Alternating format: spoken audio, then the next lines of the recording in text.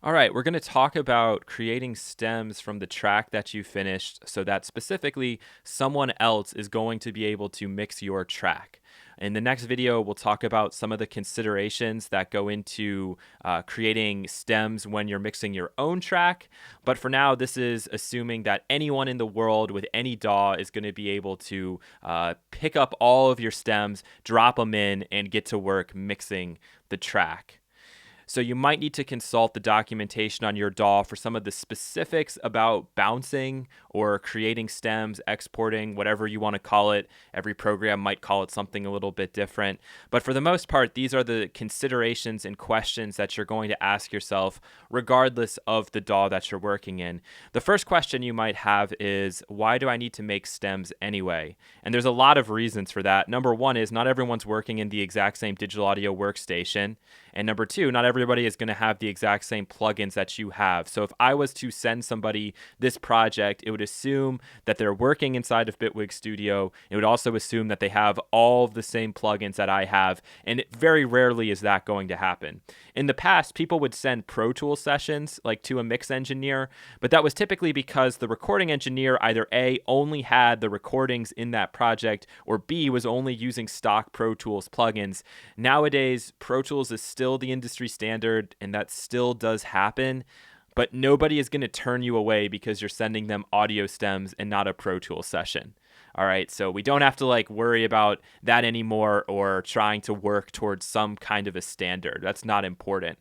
The other thing has to do with organization and with DSP. So right now in my track, if I go into the preferences, you can see that I have my buffer size all the way to the right, and at the same time, we're still having a lot of DSP being used, and you're probably even hearing some clicks and pops in the background right now, and that's because of the screen capture program running at the same time as this DAW. It's putting a lot of pressure on the CPU, and you don't want somebody to open up a project and already feel like all of their CPU is used up. You want it to be fresh, you want it to be new, and for the same reason, you want to see organization. You just want to see a lot of audio tracks. You don't want to see something like this. It just looks like a mess. It looks like a lot of blocks. It's just a visual feedback kind of thing, where if you've made the track yourself, you have an idea why everything is where it is, why it's color-coded as it is, but for somebody else, they're not going to have any clue about that at all. So those are some of the reasons why you want to create stems. The very first thing you always are going to want to do is make a duplication of your production, okay, with the file. So I would go in here, choose Save As, and I'd make a duplicate of this project, and I'd call it something like Making Stems. In this case, this is even a secondary copy, Making Stems Copy. So if anything goes wrong, if something gets deleted or you make a mistake, you can always go back to the original and you can resave it, and then you're going to be able to get the result that you want. You don't want to do the processes that I'm going to be doing right now on the original file, because what happens if you need to go back and make corrections? You're not going to be able to do that if you're doing it on the original. So leave the original as the original and make a specific project for creating the stems. Now, the first technical consideration you're going to want to make is, are there any tracks that I can just get rid of right now that I know I'm not going to need to bounce, and or are there any tracks that I could possibly combine? So with this, it's pretty obvious. I have this huge chunk of deactivated parts that I kept around just in case I realized I'd made a mistake in the production on a bounce, and I could go back in, I could reactivate one of these tracks, and then I could, rebounce it out for the production that I was making. But right now, I don't need to worry about these anymore. So I'm just going to take this entire folder and I'm going to delete it. And because we've made a duplicate already, we don't need to worry too much about losing anything. In fact, we don't need to worry about losing anything at all, because I could just open up the other project and I could go back to it if I needed. The other thing we're going to look for, and I think I know one example in here of where we could combine audio clips onto one track. So here I have these Hoover sounds, and if I look at both of these, I can see that there's no processing going on at all. So the variation is only a variation in the clip itself. And I remember when I was making the track, I just did 2 bounces with the same synthesizer to get a little bit of variation. But now I can put these onto one track because I'm assuming that whoever's going to mix it is going to want to keep them on one track. And if they don't, they can always just, split it and create a secondary track. So I can take this Hoover number 2 and I can get rid of it. And thus I've made a combination right there, just saving that little bit of space, making less work for whoever it is it's going to be mixing your track and keeping things more organized. The next question you're going to ask is a little bit more a specific one, and it depends on the digital audio workstation that you're working in. And it's a question of how have you handled group tracks up until now? So in Logic, they call them like track stacks. In Ableton, it's group tracks. In Bitwig, it's group tracks. I don't know the exact terminology in other digital audio workstations, but most give you the ability to group things together for the sake of organization. So if I didn't have the ability to group things, I would be scrolling down quite a long way. But what this does present is a new challenge, because let's say that you have put something into a group and then you've processed it at the group level. You now have to ask the question, how many tracks do I want to give the person that's mixing? How many tracks do I want to give them from all the tracks I have right now? And the second question you have to ask is, do I want that group processing on or off? All right, so I'm just going to give you 2 examples here, and then I'll assume that you could go through and make all these determinations on your own, because I would have to go through. It's going to take me probably 10 or 15 minutes to make these choices. But if I look here at this snare solo verb needed, which I'm going to have to rename that later, this particular group, what I'm asking myself is, when I look through all of these guys, I can see there's processing, there's processing, there's processing, and then there's also group processing going on. So do I want the mix engineer, whoever's mixing my track, do I want them to have all of these guys and to set the relative combination of them together, or am I happy with this mix that I've already made for these parts? And I'm just going to listen to it.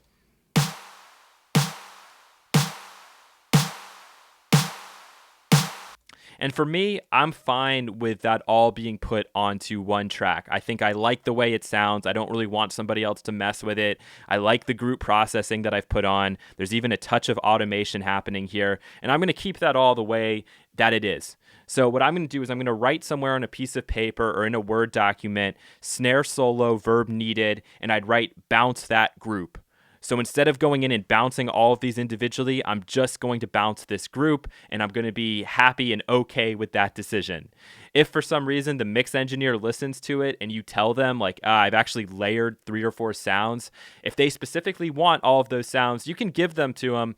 But I would say for this example, I like the way it sounds. I'm just going to bounce the group and be happy with that. But another example might be if I look, let's say, at the guitars.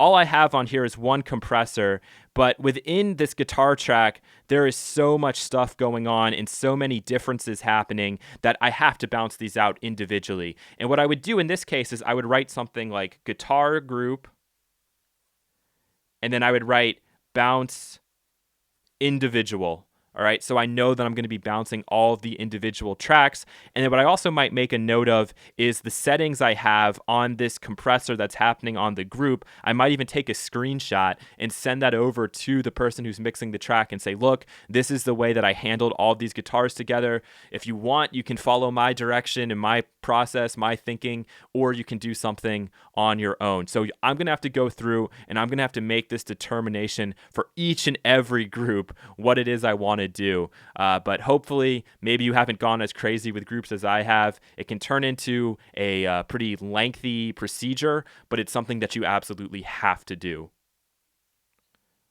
I just finished up going through and I had 12 group tracks where I had to make the choice of, do I want to bounce the group or do I want to bounce individual tracks? So I've gone ahead, I finished that up. And now the next consideration you have to make is naming. Okay, naming and organization. Where are things located and what are you going to name them, making sure the names are appropriate. So for example, we can go through here, and if I start at the very top, these are all my drums, so these will be the first tracks that come out. I think I'm going to be happy enough with it starting with the drums, but now I do need to go in here and maybe rename some things. So I have kick, that's fine, snare, that's fine. I've called this perk loop. Is that really going to be appropriate for the part? Not really, it's a Kabasa loop. So I'll go in and I'll rename this to be Kabasa loop. All right, and you're just going to go through and check this for pretty much everything that you have. And when it comes to the group tracks that you've just created, or you're deciding whether or not you want to bounce out the group or the individual tracks, be aware of that too. Because, for example, with the shake hat, I wrote that I'm going to bounce those out individually. So I want to make sure that I have the right names for it. So hat and shaker, those names are going to work fine for me. But go through, make those considerations, make the changes when necessary. For example, snare solo verb needed. That's probably not going to work very well. I'm just going to call this snare breakdown, since that's kind of what happens in the track. Just make appropriate names, make sure that they're clear cut, and make sure things are organized into pretty nice categories like we have here. We have all of the drums kind of put together, all the guitars are put together, all of the synths are coming in together, the Vox are coming in together, and then I have to do a little bit of moving around. So I'm going to go ahead and do that, and then we'll jump back in with kind of the final test that you have to run before you bounce out your stems. After you've gone through and named everything, something that you think is going to be pretty clear cut for the person mixing, the next stage is to do one final check on all of your parts to make sure that you're in a pretty nice volume range with your stems. You don't need to get everything to be exactly the same. For example, you don't need to go in and like normalize everything to 0, but you do want to make sure everything's in kind of a nice window, a nice range. You don't want one part to be ridiculously quiet and like one part to be super loud. You want things to be pretty nice across the board. You also want to make sure that you're not getting any overs. So you're not going above +1 or whatever, because when we bounce this out, we're going to be bouncing it out pre-fader, meaning we're not going to take into account what we have at the fader here. So the way you test that out is to go in and literally make sure you set everything back to 0 on the fader here. Okay, with the group tracks, it's maybe not that important unless you're actually bouncing out the group track. So if you are bouncing the group, okay, here's where you can keep the balance that you have inside of the group, but you want to set the group to be 0. So I'm just going to go through and I'm going to set that up like so. I'll actually probably leave it playing here so you can see when I'm making my decisions for if I'm going to be bouncing out the group or the individual tracks within it. So if I go to the snare, for example, that is going to be the group. So I want to make sure that with the snare, where is that group? Here it is. I'm going to leave these as they are, but I'm going to bring this up with the crash. I'm going to be putting that out as a group. So I'm going to bring the crash up to 0, but I'm going to leave the other two guys alone. With the snare fill, I'm going to be bouncing that out as a group. So I'm going to leave the other guys alone. With the bell perk, that's going to be a group. And I'm just going to go ahead and pause it, but hopefully you get an idea for what I'm doing here. All right, so I've brought everything up to unity gain that needs to be brought up to unity gain. Once again, just meaning that if we have a group like we see here with the bell percussion, I still want the balance in there because I'm only going to be bouncing out that group. But with everything else that's just going to be bounced out individually, that fader is going to be brought up to unity gain. So within the guitars, everything has been brought up to unity gain, etc., etc., etc. So the next thing I'm going to do is I'm just going to go in and make sure I clear out all of my meters. And there we go. I think all of those are cleared out. I could probably open these up, but for the most part, these have been cleared out. And then what I'm going to do is I'm just going to play the track back. Let's bring these back down. And when I play back this track all the way through, the goal here is to just watch and see where everything is going to peak out at. Okay, so just clear everything out. All right, there we go. So let's go back to the beginning of the track. Click play. I have the master muted here just because I don't want to hear everything blasting back at the same time. And I don't really care if the master is going above 0. That doesn't make a difference to us right now. All that matters is what's happening on each individual track. So we'll play it back. And then I will pause the recording and we'll come back in and see if we have to make any adjustments. Once everything finishes playing through, we should be able to go into each of our tracks and check and see where we peaked out at. If for some reason we're not getting a reading on the meter, we can always go back, find a section where that is playing, where that part's playing, and play back from there to get some kind of readout. So -3 for the kick, that's fine. -3.8 for the snare, that's fine.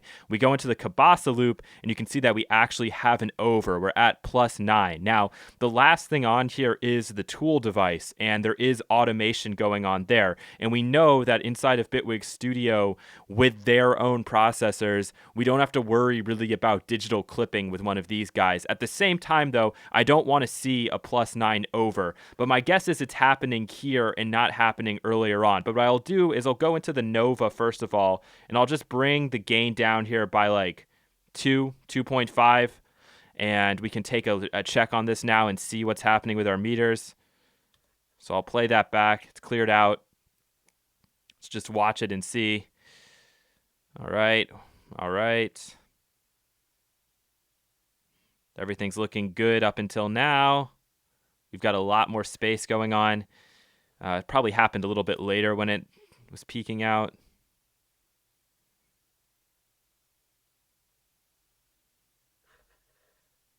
Okay, there we go. So this time we're peaking out at -3.1, so that's a lot better. But what I'll still do anyway, just to be safe, is go into my effects here. I'm just going to grab a tool, and I'm just going to bring it down by another 2 dB or so. I know that this part is going to be way in the background anyway, so I'm okay with it being a little bit quieter on the bounce. All right, so that's out there. The shake hat, that is something that we were going to be, let's see, bouncing individually, it looks like. So I have to go inside and check these guys.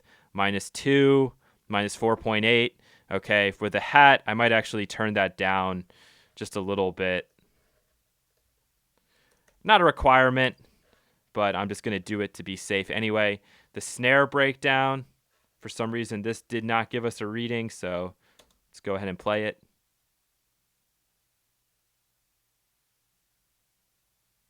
Ooh, we're getting dangerously close. I think there is a limiter that's built into this thing, so what I'm actually going to do is take the makeup and just bring that down.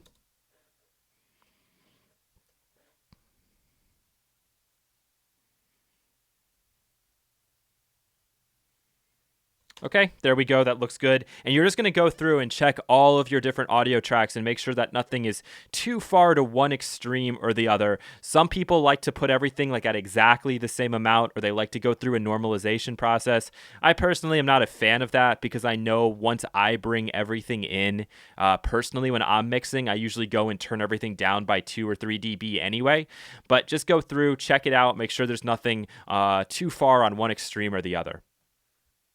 So I've probably spent another 15 to 20 minutes just going through, checking everything out once again, and making any of those gain adjustments. And again, if you're confused about where you need to make the gain adjustments, you just need to go back and really think about signal flow. So if you have automation going on at any stage, you need to make sure that your gain adjustment is happening pretty much at the very end. So I don't want to accidentally drive more level into a compressor or drive more limit into a limiter. I want to make sure that it still is getting the same amount of compression or limiting, but just at the end, I want to bring that overall gain up or down. If you had any overs, if you saw like the numbers going into the red, you want to look along that chain and try to figure out where that problem is occurring and how best to address the situation. So I really only had, I think, 1 or 2 overs, and I was able to figure out where the problem was pretty quickly within the chain and then make that adjustment to make sure that I wasn't going into the red and having any clipping, because if you have clipping on that final export bounce stage, it's going to be a part of the track. So it is better to be quieter than louder, but you do want to be within some kind of a pocket, some kind of a range. So I think for me, my loudest track coming out is around -2, and my quietest one is maybe -7, -6. So that's a really really nice range. And so when somebody's mixing the track, what it means is, like I talked about before, much earlier on in the course, their faders are actually going to indicate the level that you're going to be hearing it, or that they're actually hearing it either on their speakers or in their headphones when they're sitting down to mix. So this seems like it's a really long and lengthy and annoying process, but just remember that it's better you make these changes than have the mix engineer make these changes. From a professional perspective, this would be an additional 2 hours that they're probably going to bill you on just getting the organization set up. And really, it's something that you can do on your own, and you're going to guarantee that you don't have any digital clipping or anything that's just way out of whack with the rest of your track. So I think I'm good to go. I'm finally ready to export out my stems, and that's what we're going to talk about here in just a second. So for exporting my stems, I want to make sure that I have a little bit of room on the end in case there's any kind of reverb tails or anything like that. So I'm just setting up my loop region here to give me some space after the track is finished. So there's going to be a little bit of silence at the end, but that's totally fine. What I'm going to do is I'm just going to play from here, and I'm going to watch what's happening with my master fader. So let's just see what's going on. Okay. Maybe something has been soloed because I'm not getting any sound. Let's see. I think this crash is what really ends the track. So, and I'm just watching for when these faders are really going down to 0.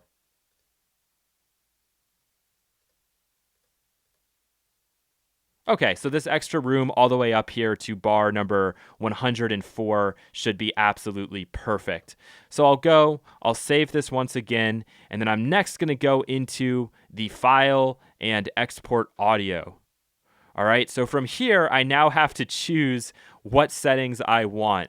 All right, what I want to do first of all is make sure I choose the loop region here, which is going to go from the very start. You can even actually sometimes pull this down to make it go into the negatives.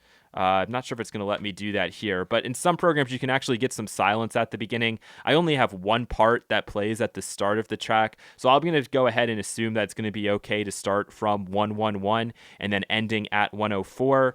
You next have to choose the quality. I'm going to go with 24-bit, no dither. If you're going to go down to 16-bit, you're probably going to want to have dither selected, but we're going to go 24-bit, no dither.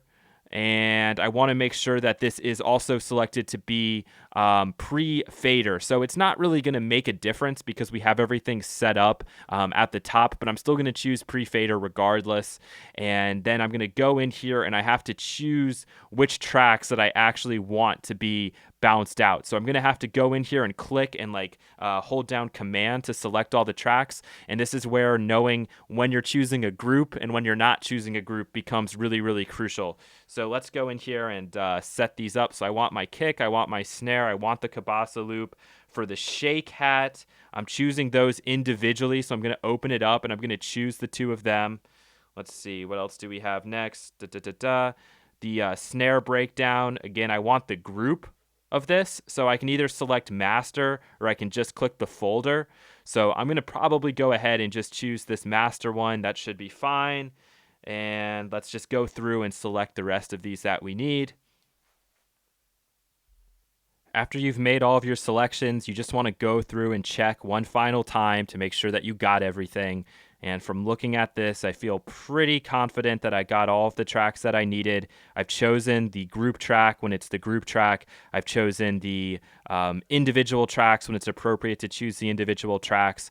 And like I said before, if you want to, you could, just to be safe, also bounce out the group track as well. But it's not really required, and I'm not going to worry about that. I think I've got everything as I want it. And I'm just going to scroll down one final time. And once you're 100% sure that you've gotten everything you wanted to get, you're just going to go ahead and click OK. And now we're going to get all of our stems. So here we go, the moment of truth.